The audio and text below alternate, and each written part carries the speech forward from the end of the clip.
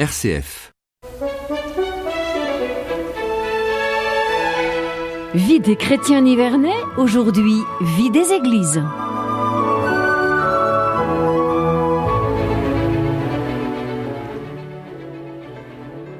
Bonjour à chacun et à chacune de vous qui nous écoutez, et bonjour Père François Montagnon. Bonjour à tous.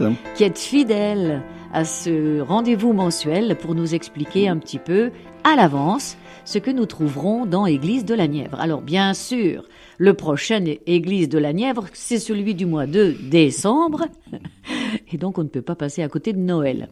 Effectivement. Mais on l'a à double titre, parce qu'en fait, on va s'acheminer vers Noël, donc on a déjà une très belle photo, on dirait une procession au flambeau, mais non. Ce n'est pas directement Noël, c'est la 25e heure. Voilà. Vous savez, quand on est passé de l'été à l'heure d'hiver, il y a une 25e heure qui est dégagée, et donc il y avait un rendez-vous à l'Espace Bernadette pour célébrer cette 25e heure, en faire un temps de prière, et la photo de couverture présente le moment des lâchers des lanternes volantes. Voilà, donc c'est une excellente idée, c'est très original. Et puis en même temps, dans ce numéro du mois de décembre, nous allons avoir un dossier qui, lui, va être consacré à Marie-Noël. Le mot Noël fait le lien, voilà, effectivement. Le mot Noël fait le lien. Alors, l'éditorial de notre Père évêque. Bien sûr, il porte sur la fête du 8 décembre, consécration du diocèse à Marie. Et je crois qu'il est important de souligner dans son texte « Accueillir Marie pour mieux accueillir Jésus ». C'est tout à fait le sens de la démarche. Ce n'est pas seulement Marie toute seule, c'est Marie qui nous conduit à Jésus. Toujours. Voilà, toujours. Et puis, il y a sur la bordure de l'éditorial le déroulement de cette journée du 8. Nous avons rendez-vous à 9h30 à l'Espace Bernadette. À 10h30, nous nous déplacerons de l'Espace Bernadette à la cathédrale où aura lieu la célébration eucharistique et la prière de consécration du diocèse à Marie. Alors ensuite, ce sont les pages traditionnelles concernant l'Église. C'est l'Église ou bien la vie du diocèse, des textes un petit peu plus officiels, des moments un peu plus officiels. Et nous trouvons sur cette page-là la conférence de presse qu'a fait notre évêque à la suite de la conférence des évêques, l'Assemblée générale des évêques de France à Lourdes. Et le thème principal, vous l'avez su parce que tous les médias en ont parlé, c'est bien sûr la situation des victimes de crimes pédophiles. Donc le père évêque s'est attardé sur cette situation-là. Mais il y a eu d'autres sujets qu'il ne faut pas oublier. Il y a eu aussi un débat sur l'Europe, mais aussi un retour sur le synode des jeunes, pour dire qu'il y aura des suites pour dynamiser tout ce qui est pastoral des jeunes. Il y a eu un débat sur les ritualités civiles, c'est-à-dire ces rites qui sont à mi-chemin entre le profane et le religieux, qui viennent à côté des mariages parfois et assez souvent à la place des mariages religieux, etc. Donc ça questionne l'Église dans sa pastorale. Et puis enfin les écoles catholiques.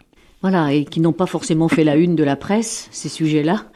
Oui, c'est surtout parce qu'il y a eu un sujet important sur lequel il fallait vraiment s'arrêter, puis je crois que ça a été marquant.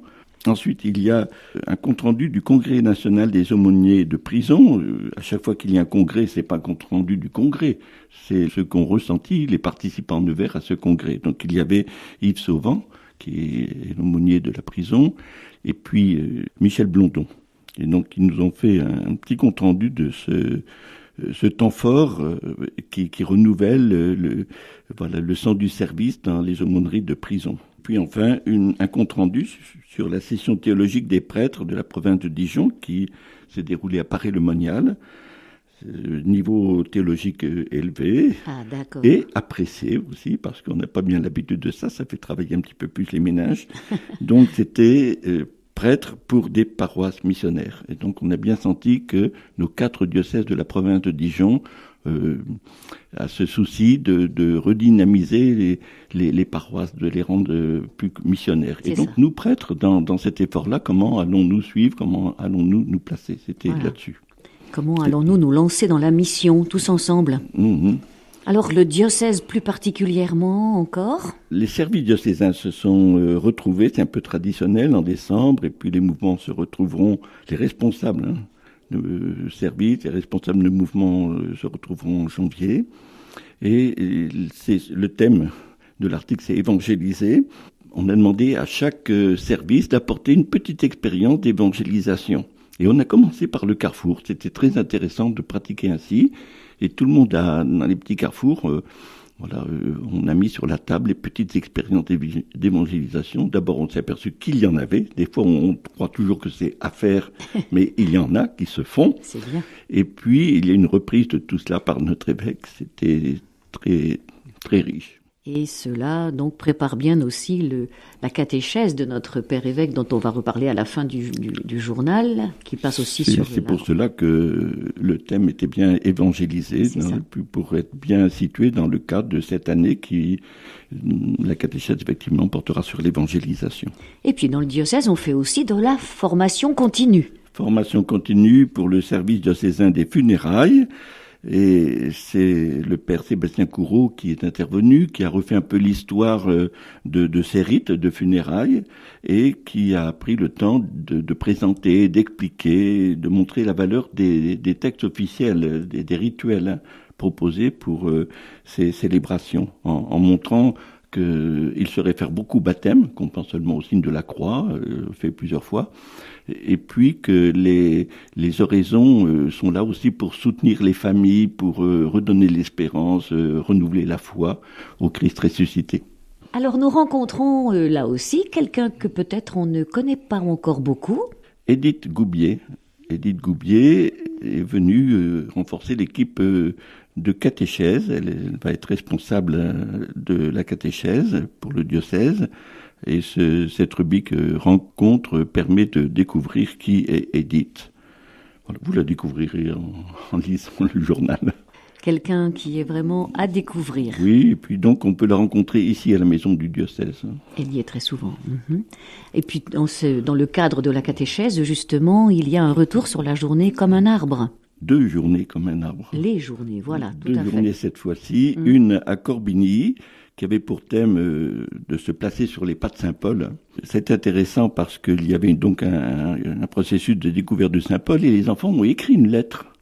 Comme Saint-Paul écrivait une lettre, et cette lettre a été envoyée, adressée à la 2e rencontre comme un arbre, et les enfants qui se sont retrouvés à Nevers ont découvert cette lettre apostolique, si on peut dire, d'enfant à enfant. Voilà, c'est très marquant des processus comme ça. C'est une bonne idée. Oui. Voilà, la 2e rencontre à Nevers portait sur accueillir Marie, pour se mettre dans le ton de tout le diocèse avec l'approche du 8 décembre. Voilà. Ah, une nouveauté alors aussi dans ce journal. Une nouveauté dans le cadre de la catéchèse, mais pas que la catéchèse, parce que il s'agit du groupe Zaché, c'est une création pour les tout petits, depuis l'éveil à la foi jusqu'aux 13 ans, et qui aura lieu tous les mois. Donc on en parle cette fois-ci, on verra si on en parlera les autres fois, mais on donne les dates des rendez-vous. Donc c'est un temps d'un temps de rencontre pour ces âges-là, en respectant les capacités de chaque âge et sa part du jeu. Voilà, la capacité de jouer peut conduire à Jésus. Et puis il y a un mot bizarre à côté, le cyclo-chaud. Qu'est-ce que c'est ce cyclo-chaud ? Cyclo-chaud, je ne sais pas ce que veut dire le mot, mais il s'agissait d'aider les adolescents à passer plus sereinement le cap de la puberté. C'est une rencontre des mamans et des papas sur ce sujet-là. D'accord. Un sujet difficile au moment de l'adolescence. En dessous, il y a l'activité du catéchuménat qui vit bien sûr tout au long de l'année. C'est un parcours qui est proposé dans le catéchuménat, même s'il y a des temps forts. Et donc là, il y a un petit compte-rendu pour dire ce chemin qui est en cours en ce moment de plusieurs personnes dans la Nièvre vers l'appel décisif qui se fait toujours le premier dimanche de Carême. Alors nous sommes toujours dans la page En bref. Nous arrivons à cette belle photo que nous avons sur la page de couverture. Elle est reproduite d'ailleurs sur cette page et à l'Espace Bernadette, la 25e heure. Il y a quelques lignes qui expliquent ce moment, comment cette 25e heure, au lieu d'être un creux, a été un plein d'activités, de rencontres, de prières. Et dans tous les diocèses de France. Voilà. Dessous, il y a un compte-rendu de l'ACNAM intitulé « Faire du bien en cédant à la gourmandise ». Voilà, le sujet, le thème peut étonner, mais il s'agit de mettre en place dans les paroisses des ventes de gâteaux pour financer les activités de l'ACNAM. Et ainsi, se faire connaître et puis de participer comme on peut, chacun comme il peut, à l'accueil des migrants.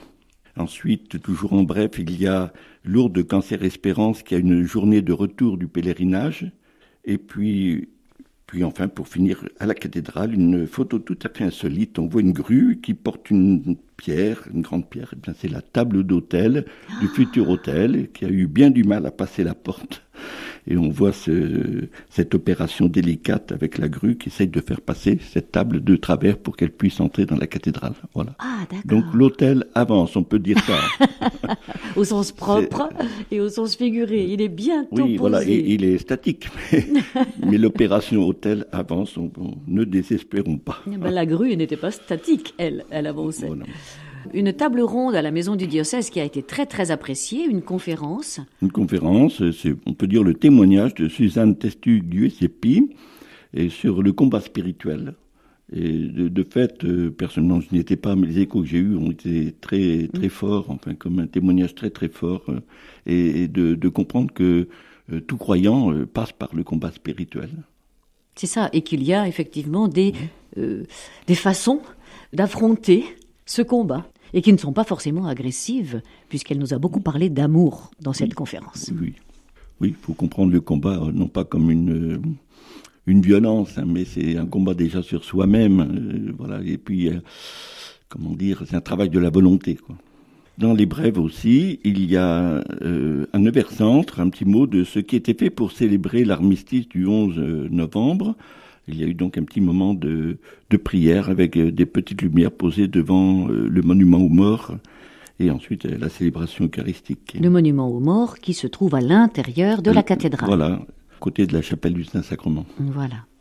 À Cône, c'est un petit compte-rendu de la confirmation, et en ce moment il y a d'autres confirmations, donc à chaque fois on souhaite, c'est un appel que je lance, avoir quelques lignes de ce qui se passe dans ces confirmations, parce que c'est la vie de l'Église, hein. La confirmation, ce sont des jeunes qui veulent vraiment faire partie de l'Église, alors il faut les accueillir, les soutenir, parler d'eux. Les encourager. Page suivante, il y a RCF. Oui, je voulais juste vous dire une petite chose, parce que vous allez le lire, donc c'est pas la peine que je vous en parle. Mais en même temps que l'article, il y avait une photo dont je regrette qu'elle n'ait pas pu paraître par manque de place, parce que c'est assez rare que nous ayons des jeunes qui s'impliquent vraiment, et là vous verrez, avec l'article, comment des jeunes s'impliquent à la radio, dans un atelier radio. Bon, peut-être tout simplement parce que l'article à côté était très important. C'est une recommandation d'un livre qui vient de paraître, écrit par Jacques Bayou, bibliste sans le savoir. Donc ce sont des formules assez courantes, hein, du langage courant, qui ont leur racine dans la Bible. Et chaque page, chaque explication est illustrée par le frère de Jacques, Guy Bayou. Un exercice dont ils ont déjà l'habitude et c'est très intéressant. Alors nous voici avec Marie-Noël.